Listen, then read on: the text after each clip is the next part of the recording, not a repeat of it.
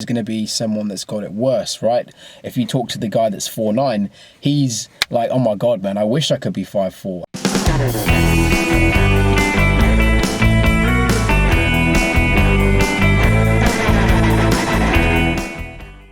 Welcome back to Glow in the Dark Lifestyle. You are with Wazzly Finest, and in this video we are going to talk about insecurities. So I'm going to give you a few tips on how you can manage insecurities if you have them, and give an overall explanation of them. Insecurities is something I think that everybody can struggle with, and it's not until you understand what they are in essence that you can get that unlock of realizing how to be free of something like an insecurity. So a good way I've found to understand it is if you think about insecurity as a word, right? Insecurity. You have security before you have insecurity.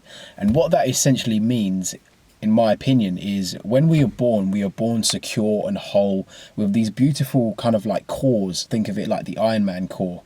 And along the way, what happens is, unfortunately, through some wrong internal programming, our inner core workings are, it's almost like a virus in the core.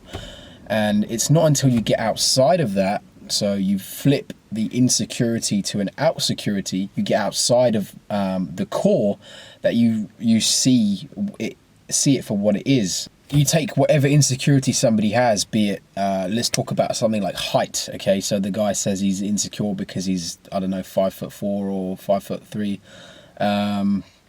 and that's an internal belief that he's his programming. Because if he was in a country where the average height of a person was about his height, he wouldn't think of himself as a short person. But it's all subjective through the programming that's gone through in his brain. Now, again, this is only if it's an issue for you. So if you struggle with insecurities, you need to kind of think about that opinion that you have. Is it a true opinion? Is it real? Because at the end of the day, there's always going to be someone that's got it worse, right? If you talk to the guy that's 4'9", he's like, oh my god, man, I wish I could be 5'4". And then there's a guy that's like 4 foot and he's like, I wish I could be 4'9". So there's always going to be somebody that has it worse.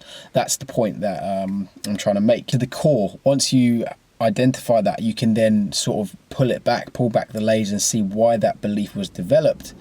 And then you can replace it with a positive belief. And once you can do that, you go from secure, insecure, out secure to super secure, because now not only have you pulled out and polished your core, but now you have a solid strength within that core, because you know without a doubt, there's zero doubt within that you don't doubt yourself, because you know it for fact.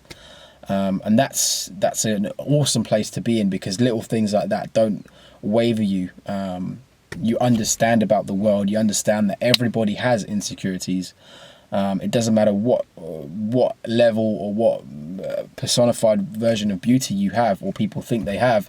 There is always someone that has some sort of insecurity on any level. Things are not as they seem. So if you have an insecurity, don't fear. Most of them are quite common.